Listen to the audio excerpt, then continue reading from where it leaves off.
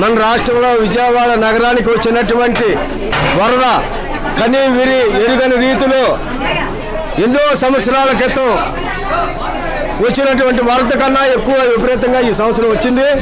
చాలా మంది అనాశ్రయులు అయ్యారు.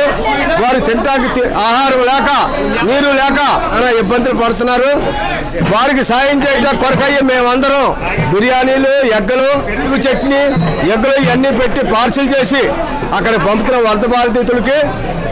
అయితే గత ప్రభుత్వంలో ఎప్పుడూ కూడా ప్రజల గురించి కానీ, రోడ్ల గురించి కానీ, డ్రైనేజీల గురించి కానీ ఏమీ పట్టించుకోకుండా గత ప్రభుత్వంలో ఉన్నటువంటి సీఎం తాడేపల్లి ప్యాలెస్లో కూర్చుని బట్టలు నొక్కేసి ప్రజాధనం కోట్లాది రూపాయలు ఎగ్గపప్పుల రూపంలో